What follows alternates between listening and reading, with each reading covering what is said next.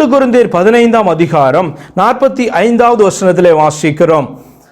1 கொரிந்தியர் 15:45. அந்தபடியே முந்தின மனுஷனாகிய ஆதாம் ஜீவாத்மாவான. எப்படி ஜீவாத்மாவானா? ஆரம்பத்திலே ஜீவாத்மா உண்டாக்கும் போது அவன் ஜீவாத்மாவாக காணப்படல, ஆத்மா காணப்பட்டது, சரீரம் காணப்பட்டது.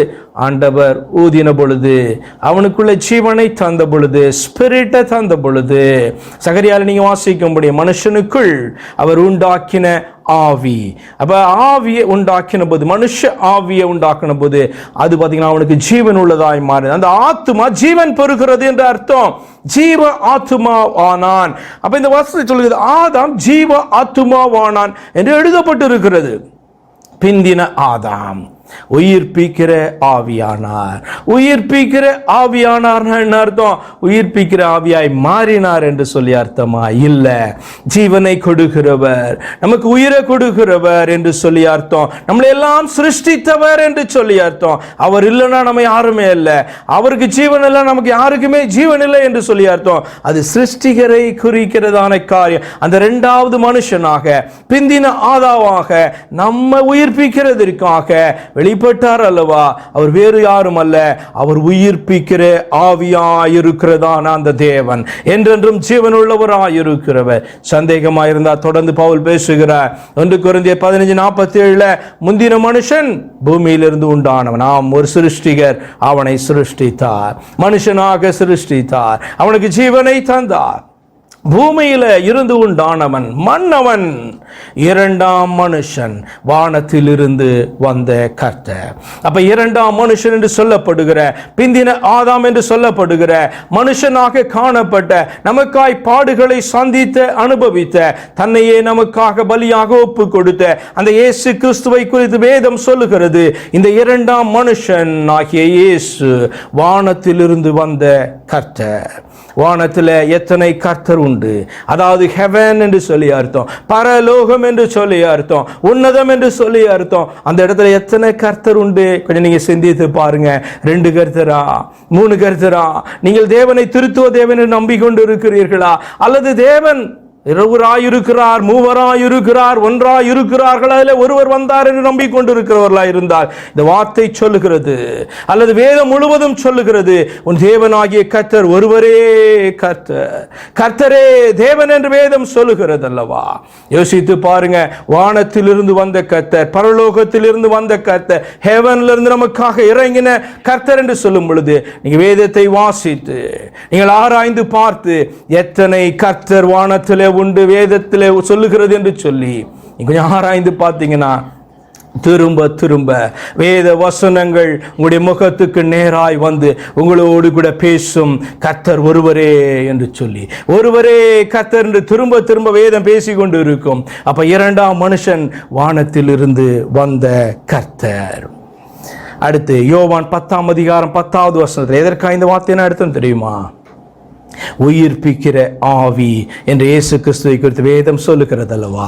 ஜீவன் உள்ள தேவன் என்று சொல்லி அர்த்தம், ஆவியான தேவன் என்று சொல்லி அர்த்தம். அவர்தான் நமக்காக மனுஷனாக அப்பியர் ஆனார், மேனிஃபெஸ்ட் ஆனார் என்று சொல்லி அர்த்தம். யோவான் 10ஆம் அதிகாரம் 10வது வசனம் சொல்லுகிறது, திருடன் திருடவும் கொல்லவும் அழிக்கவும் வருகிறானே அன்றி வேறொன்றுக்கும் வரான்.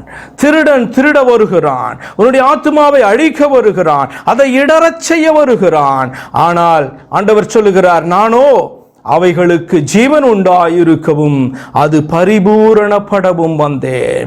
நமக்கு ஜீவனை தந்தவர், அந்த ஜீவன் இந்த உலகத்தோடு கூட முடிந்து போயிடக்கூடாது, அந்த ஜீவன் பரிபூரணம் அடைய வேண்டும் என்பதற்காக இந்த உலகத்திலே நமக்காக இறங்கி வந்தவர் ஆண்டவராகிய இயேசு கிறிஸ்து. அவர் வேறு யாரும் அல்ல, நம்மளை சிருஷ்டித்ததான நம்முடைய நித்திய பிதாவானவர் நமக்காக இறங்கி வந்தார். அவர் சொல்லுகிறார் யோவான் 10:10, திருடன் திருட வருவான், என்னுடைய பெயரை சொல்லிக் கொண்டு வருகிற மற்றவனெல்லாம் நம்பாதீங்க, தேவன் என்று சொல்லிக் கொண்டு வருகிற எதையும் நீங்க நம்பாதீங்க.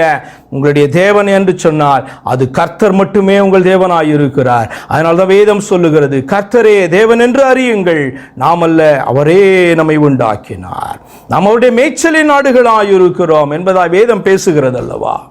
சங்கீதம் 95 போய் வாசிக்கும் பொழுது கர்த்தரே மகாதேவனாயிருக்கிறார். அப்ப இந்த கர்த்தர் என்று இயேசு கிறிஸ்துவை நீங்கள் சொல்லுவீர்கள் என்றால் அவரை தேவன் என்று மாத்திரம் சொல்லுகிறீர்களா? அவர் மட்டுமே தேவன், மகாதேவன் என்று சொல்லுகிறீர்களா? அப்படி சொல்ல முடியவில்லை என்று சொன்னார். யோவான் 8:24 சொல்லுகிறபடி நீங்கள் பாவங்களிலே இருக்க வேண்டி இருக்கும், நித்திய ஜீவனை அடைய முடியாத சூழ்நிலையில் இருக்க முடியும். காரணம் என்ன? நானே அவர் என்று நீங்கள் விசுவாசிக்க வேண்டும். உங்களுடைய தேவன் நான் தான், உங்களுக்காக இறங்கி வந்தேன் என்று சொல்லி நீங்க எப்ப விசுவாசிக்கிறீங்களோ அப்பதான் உங்களுக்கு நித்திய ஜீவன், அப்பதான் நான் யார் என்பதை நீங்க அறிந்து கொள்வீர்கள் என்று சொல்லி ஆண்டவராகிய இயேசு கிறிஸ்து சொல்லி இருக்கிறார். உங்களுக்கு மறைக்கப்படுகிற காரியமாய் இருக்கிறது, அநேகருக்கு இதனாலே மறைக்கப்படுகிற காரியமா இருக்கு. இயேசு கிறிஸ்துவ இரண்டாவது நபர் என்று சொல்லிக் கொடுக்கிறார்கள், தெய்வத்துல இரண்டாம் அவர் என்று சொல்லிக் கொடுக்கிறார்கள், அல்லது தெய்வத்துக்கு சமமானவர் என்று சொல்லிக் கொடுக்கிறார்கள். அந்த வார்த்தையினுடைய அர்த்தமெல்லாம் புரியாதவர்களாக இன்னொரு கூட்டம் தேவனானவர் நமக்காக வரவே முடியாது என்று சொல்லி கத்தி கொண்டிருக்கிற கூட்டத்தை காண்கிறேன். ஆனபடினால நீங்க அறிந்து கொள்ளுங்க, திருடன் திருடுமோ, உங்களுடைய ஆத்மாவை திருட, உங்களுக்குரியதான நித்திய ஜீவனை பெற்றுக்கொள்ள கூடாதுன்னு சொல்லி உங்களை இடர செய்கிறதற்காக உங்களுக்குள்ளே போடுகிற வார்த்தைகளை திருட வருகிறவனாய் இருக்கிறான். ஆனால் ஆண்டவராகிய இயேசு கிறிஸ்து சொல்றாரு, நான் ஜீவன் கொடுக்கவும் அவைகளுக்கு அந்த ஜீவன் உண்டாயிருக்கவும், நான் உண்டாக்கின இந்த ஆத்துமாக்களுக்கு ஜீவன் உண்டாயிருக்கவும், அந்த ஜீவன் பரிபூரணப்படவும் வந்தேன் என்று சொல்லுகிறார். அப்ப இது யாரை குறிக்கிறது? யோசித்து பாருங்க. ஒருவரை மட்டும்தான் இது குறிக்கும், அது தேவனை மட்டும்தான் குறிக்கும். 1 பேதுரு 3:21 வாசிக்கிறோம், அதற்கு ஒப்பனையான ஞானஸ்நானமானது மாம்ச அழுக்கை நீக்குதலாயிராமல் தேவனை பற்றும் நல்மனசாட்சியின் உடன்படிக்கையாயிருக்கிறது. இப்பொழுது நம்மையும் இயேசு கிறிஸ்துவின் உயிர்த்தெழுதலினால் ரட்சிக்கிறது. பாருங்க, ஆண்டவராகிய இயேசு கிறிஸ்துவின் உயிர்த்தெழுதல் நம்மளை ரட்சிக்கிறதா. ஆண்டவராகிய இயேசு கிறிஸ்து நமக்காக மரித்து உயிர்த்தெழவில்லை என்று சொன்னார் நமக்கு ரட்சிப்பு என்பது உண்டாக முடியாது. அப்ப எதற்காக இவர் இப்படியான ஒரு வழியை தான் மனுஷனுக்கு ஏற்படுத்த வேண்டும்? ரத்தம் சிந்தினால் மட்டும்தான் பாவ மன்னிப்பு உண்டாக முடியும். பாவ மன்னிப்பு உண்டாக்கப்படவில்லை என்று சொன்னார் நம்ம பரலோக ராஜ்யத்துக்குள்ளே பிரவேசிக்க முடியாது. பாவ மன்னிப்பு ஆண்டவராகிய இயேசு கிறிஸ்துவை தவிர வேறொருவரால் உண்டாக்கப்பட முடியாது. ஏனென்றால் வேதம் சொல்லுகிறது, நானே கர்த்தர், என்னை இல்லாமல் ரட்சகர் இல்லை என்று சொன்னதான் அந்த ஒன்றான மெய்தேவன் நமக்காக வெளிப்படவில்லை என்று சொன்னால், ஏன் அவரை என்று வேறொரு தெய்வம் இல்லையே. அவரே சொல்லுகிறார் ஏசாயா 43:10, எனக்கு முன் ஏற்பட்ட தேவன் இல்லை, எனக்கு பின் இருப்பதும் இல்லை, நானே கர்த்தர், என்னை இல்லாமல் ரட்சகர் இல்லை என்று சொல்லும்போது இந்த நாள் கிறிஸ்தவர்கள் எத்தனை பேர் இயேசு கிறிஸ்துவ இரண்டாம் அவராய் நினைத்துக் கொண்டிருக்கிறார்கள் தெரியுமா? அவர்கள் மெய்யான ரட்சகரை அறியாதபடி காணப்படுறாங்க. ஆனபடினால் தான் அந்த தியான வேளையில உங்களோடு கூட நான் பேசி கொண்டு இருக்கிறேன். அப்ப இயேசு கிறிஸ்து நமக்காக மரித்து உயிர்த்தெழவில்லை என்று சொன்னால் நமக்கு ரட்சிப்பு உண்டாக முடியாது. பேதுரு 1:3-21 அவர் சொல்லுகிறார், இயேசு கிறிஸ்துடைய உயிர்த்தெழுதலினாலே நம்மை ரட்சிக்கிறது.